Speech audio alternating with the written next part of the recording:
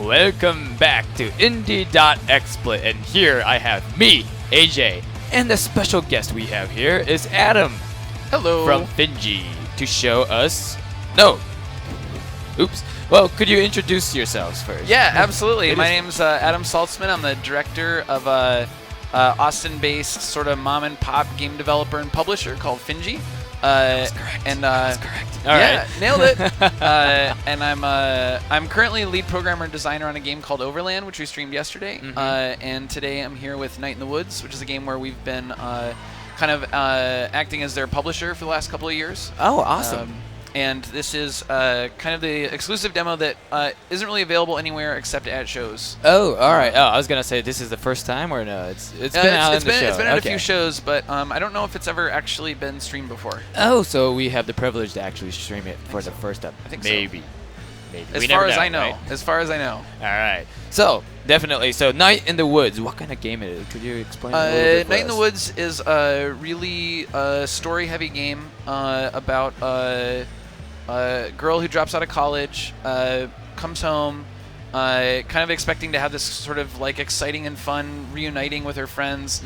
None of them know why she even bothered to come back to this crappy town in the first place. They're all jealous of her that she got to go to college, and so she's a lot of what she's doing is sort of sorting out who she is and who her friends are, and a lot of the sort of gameplay is hanging out around town for a couple of weeks. Oh, okay. But it's got a couple of special things. One is there's some creepy things that are going on behind the scenes. All right. They're only going to be very, very lightly hinted at in this demo. Okay. I was going to say I love creepy things. And it would be spoilers if I said anything more than that anyway. All right. But the art in this game is phenomenal. The art director, character designer, animator is a guy named Scott Benson, who is... he's been an independent film animator for a long time, and this is the first video game that he's ever worked on. Oh, all right. So it must be really exciting. And usually people who comes into the video game industry from another, and then their first game usually are mind-blowing all the time because it's completely different game style than usual video games. Yeah, nobody's really ever seen anything quite like this visually, but the crazy thing, like, I think this game is gorgeous, and I think the writing is actually better than the art. Scott's co-writing it with his wife Bethany Hockenberry, and a lot of the seed for this game came from them playing through a game called Kentucky Route Zero, which is one of my favorite games and is actually a visual inspiration for Overland, our other project, but also playing through Fulbright Studios' Gone Home. Right. And there's no actual references to anything in this game, and I don't think anybody would point them out, but for him as like an artist, he was basically playing those games going, I didn't know you could do this. I didn't know you could do this in a video game. This is amazing. And so Night in the Woods has been kind of growing out of that and has turned into its own whole kind of amazing thing. That's awesome, actually. Could we actually get the honors to actually see the game? Yeah, let's take it out for a spin. I actually love that character design right there. So this is May. She's kind of in her early 20s. And this is her bedroom. You know, when you were explaining this story, I was just imagining it's just going to be a human. Oh, so right. The first thing I see is a cat. I'm like, wait a minute, college. Okay, cool. Yeah, everybody, it's sort of a town full of animals, and a lot of that comes out of, I think, Scott's background in animation and his connection to the comics community.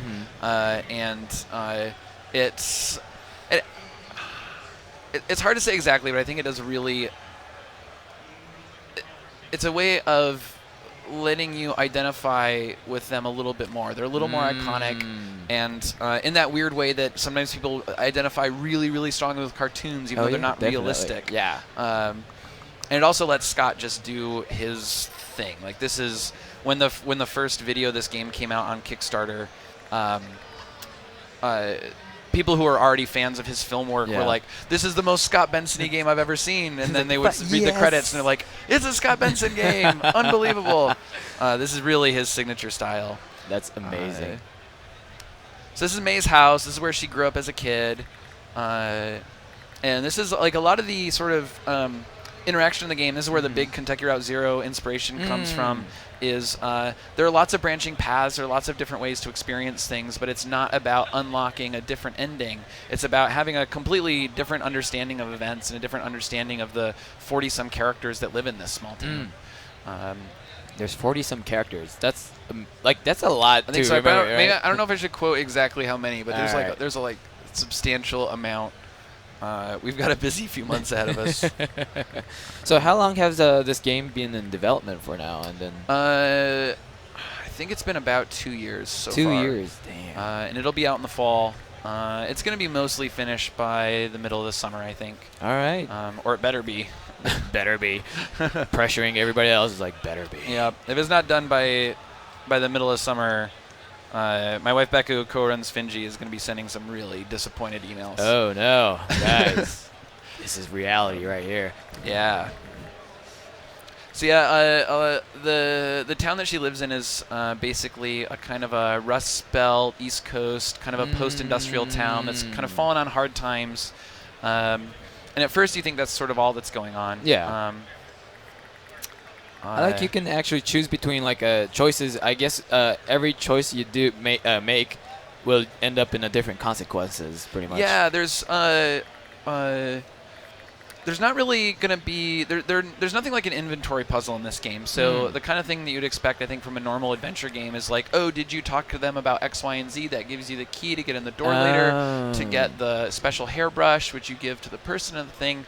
And so there's nothing like a puzzle dependency thing in this game. And instead what there are is a bunch of other things, like you have a conversation with a character, you decide to talk to them about one thing or another, and we remember that you had that conversation and can call back to it later as part of the story, not as part of a puzzle or something like that. That's amazing.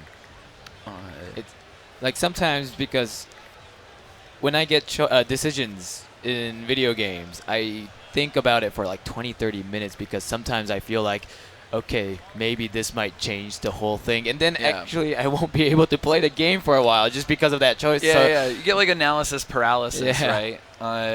And so, so this game there's going to be some branching paths, and there's some ways of experiencing it differently, but kind of every choice in the game is like that. So, and a lot of it's being written to encourage kind of a second playthrough, to come back, go through it again, and spend your time hanging out with other people and other friends and kind of seeing how things work for them. This is a racist old alligator that lives next door. A racist alligator. Just saying that word, it's a racist alligator. That guy is. Yeah. He's such a troll. Dirty Fox stole my. Oh my goodness. I really love the style right here.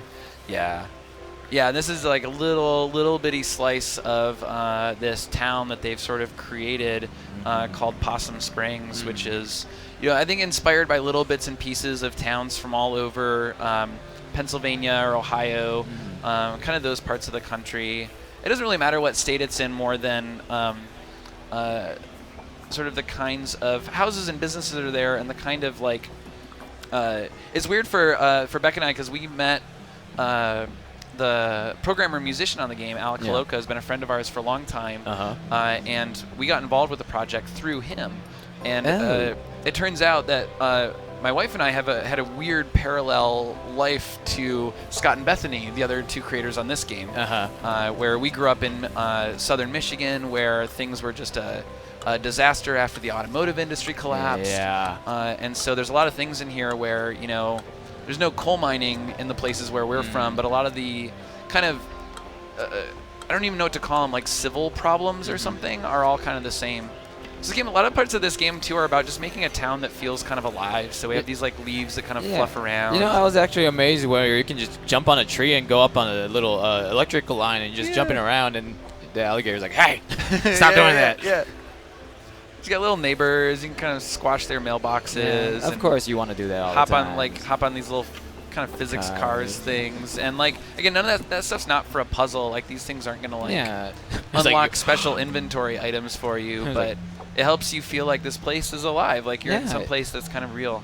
Being able to interact with everything you see, because usually when you play a video game, you think you pretty much oh, could I do this? Could I do that? And usually they won't prevent from doing stuff like that. And being able to do that over here, oh yeah, jump on a car, and then it actually interacts with it, and That's actually really amazing. I really got, love little AI video squirrels game like that run around. Yeah, I know. And then I like how when the squirrel run around, the leaf actually ruffles. Yeah. It's like, oh, there we go. And I don't think, and it's one of these things like I don't think there's gonna be any. There's never gonna be a review of this game where somebody's like, you know what I particularly loved is the leaves reacted to the squirrel movement. That's really the standout feature. It's like that's why I'm giving it a 5-star. If it didn't do that, that was 1. But because the squirrel with the freaking leaves, it's awesome.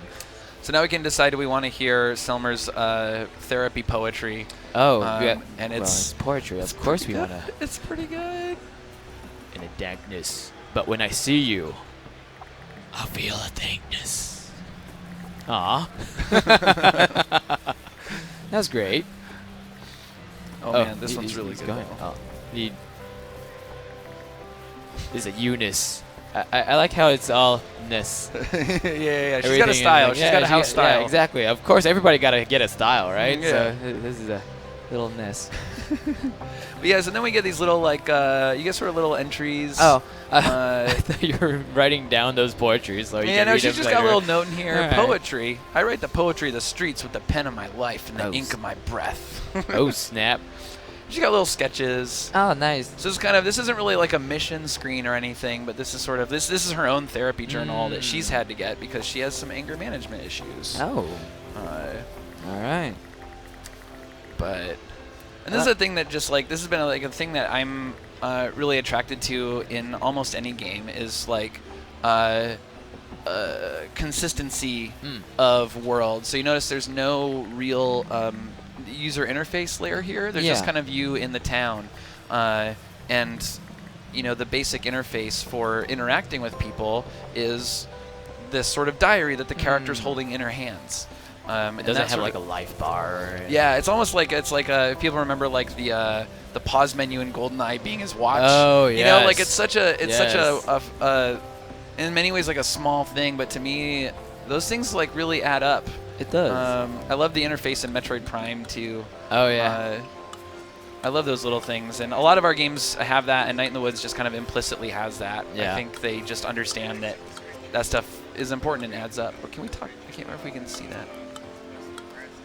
I like this little kid hanging out up here. Yeah, no. He's like, kid, is that a PSP or a PS Vita or maybe another? Just a little thing. Everything, sort of everything in Night in the Woods is kind of special. Whoa, your blood. Oh, okay. He's pretty casual about it. Are you a monster, lady? I actually like this character already. Right? Yeah, it's crazy. Like, the script is getting so huge in this game. You hang out in town for like a couple weeks, and most of what you do is chat with people. And the script is getting monster out of control, and all of it is very, very good. It's amazing. I probably could imagine myself just talking to everybody to see what their conversational like point is, like the poetry. Yeah, we had there was the last show we were at. There was a bug in the demo where there was a certain door, and if you went up to the door and clicked on it to hear the clever description, the game would crash. Oh. And it was really sad and everything, but like if the writing in the game was just worse, no one would have bothered clicking on the door. People would have run past it. Like what game is like? How many games do people want to run around and deliberately they're like, I can't wait to read more about this. Yeah. So for us, it's just like a testament to his like just stellar writing. But that's like a success for you guys because like, oh, okay, we were able to, or you guys were able to actually let people think. See these acorns, the scroll was like stashing the acorns up. Oh, on the so you roof can just kind of destroy their stash and make them sorry bros.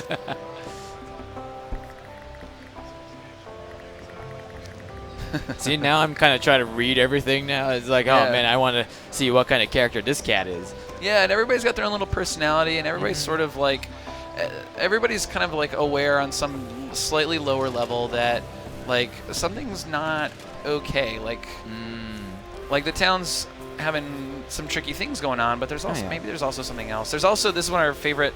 This was one of these things that starts out as like a joke, and then it's like, no, this is actually really good, and we should keep doing it, which is pause mode. Pause mode. Which is kind of these little first-person interactions. Oh, look at that. Where you get like one stick for each hand, and then you can pick up and move around. Nice. Flyers. So we've got could you mess up the fire? Just throw them on the ground. Yeah, grab it over here. Exactly. You can sometimes kind of like play catch a little bit. You kind of like toss it. There's like a little pamphlet down here. Oh, You nice. can kind of Oh, fold out. nice. Like, oh, welcome to Possum Springs. Yeah. More like Awesome Springs. Oh, all right. They got all these little like scrapbooking Odyssey. Oh, There's yeah, little things that just up there. Something's for sale. I can see Yeah. that. This is my favorite. This is a babysitter ad. Katie Washington has never lost a child at the park. Yeah, because of course that's really important, right? That's a good quality in a babysitter. Yeah, because you want to at least ask that. Have you lost Yeah. a child before? So this is the right? thing. So we're technically on a mission to find our friend Greg, and I could sort of like I can find Greg by just sort of hopping up here, but the nature of the game is a sort of squirrely, spready, outy storytelling thing. So we can actually kind of head down in here if we want, and there's going to be sort of other characters, other information, other kind of landmarks like the pierogi stand here. Yeah. Oh, look at that. Selling pretzels. Yeah. But yeah, that's what you want to do. Usually, kind of like mystery solving in a way. Kind of talk to Yeah. people, and then one guy would say like, "Oh yeah, I kind of saw Greg somewhere over there at the park or something." Yeah, And some go people over give there you and hints, and but a lot of time it's just sort of finding out what's there. Hopefully, if we have time, hopefully we'll be able to climb up and find there's kind of a parade float that's been abandoned in a warehouse, and there's a whole little thing about that, and it doesn't even really go anywhere. It's just another piece of the history of the town and the past of the people that live there. I feel like I'm gushing. It's a weird game. Like we were, just, like, reading we it. were Kickstarter backers before we even started publishing the game. Oh. So we were just like this. Everybody involved with this is amazing. The work they're doing is amazing, and then they ended up wanting some help with just kind of organization and administration, and we were And just they were like, all right, we're gonna. of course, yeah, duh, we'll publish it. Yes. yeah, bring it on. So, speaking of publishing, which platform are you guys thinking of releasing this? This is gonna be out in the fall on for sure PC, Mac, and PS4. PC, Mac, PS4. All right. And that'll come out simultaneously in the fall. That's great. And then hopefully some other platforms after that, but I can't say anything about that Yeah. yet. Never know. It just depends on how it goes. Yeah, and Sony's been a great partner for this game so far too. Head up Yeah. out of here. I can imagine playing this on the PS4, definitely. Yeah, it's the cozier the environment you play this game in, the better, I think. Yeah. On a couch, have a little dim light. All right. We'll see if we can Okay. find this parade float. Yes. Like, oh, there you there's go. Greg. Hey, Greg. Oh man. It's Greg. great that a lot of the scripting system, the way they can do the storytelling in the game is there's a bunch of animation and emotes and expressions and moods that are all baked into the script. So you can actually have the characters act and respond when they're talking to each other. And her whole face, like, it gets really technical, but like for her face to work and look like it does, and for her to be able to look at people and talk to people and have idle animations, it's actually super complicated. It's like a 3D animation rig or something, but just for her face to have the level of expression that it kind of needs to have. Yeah, and that really matters. Like, when I play a game and when you walk around and you see a character kind of follows you with an eye, you're like, okay, this character is acknowledging me that I'm walking around rather than just a random guy that you talk to and they say like, hello, this is this town. Yeah, exactly. So just seeing that is actually really amazing. This is actually in some ways a Wind Waker trick too. Ooh. Where they, a lot of the character design in Wind Waker has these huge eyes, and so they could do expressive eye animation and have it be visible at all. Yes.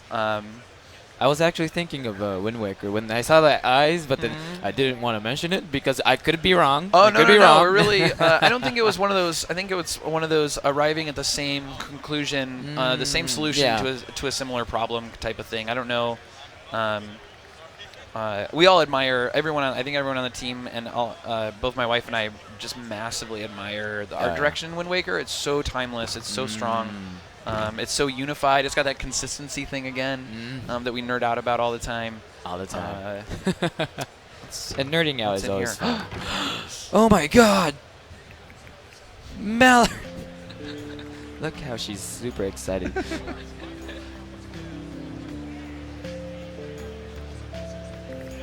Ah. And oh, that's so cute. But apparently we have 3 more minutes. So It's all sad. good. But I really want to really keep on watching this. Oh, that's so cute. I like how it just kind of just squeaks when you're touching it. All right, but thank you very much for coming by, showcasing. Oh, my pleasure. Thanks for having me. It was great. You were showcasing this game too, as well, at your booth. Yeah, we've got 4 games at our booth. If anybody's watching the stream who's at the show, we're at booth 16058. We've got Night in the Woods. We've got Overland. We've also got 2 other award-winning games that we publish called Feist, which is a kind of frantic survival platformer, and Panoramical, which is sort of audiovisual experience thing that was just nominated for 3 IGF awards this year. That's amazing. And for the people who's not at PAX South, is there like a website that people can actually go to find more updates about this game or any other Finji games? Yeah, if you head to nightinthewoods.com, actually the thing that I would recommend the most is go to nightinthewoods.com and look for our 2 supplemental games. These are standalone sort of side quests with no spoilers. Okay. They're originally tech tests that were kind of rounded out into Kickstarter backer rewards. They're available for free to everyone now. That's actually amazing to hear. If you think every time I claim like it's got some of the best writing in games ever, if you think that's a load of crap, go download these games. The writing is it's good writing, period. It's not good for a game. That's and the art direction is basically peerless. It's wonderful stuff, and those things are available for free. You can get them on nightinthewoods.com. And if you want to see other stuff about Finji, just go to finji.co, finji.co, and we've got everything up there that all the things. Awesome. All right, well, thank you very much, guys. So for people who is at PAX South, go visit their booth. Who's not, go visit their website. And thank you very much. We're going to be showcasing more games, so stay tuned. You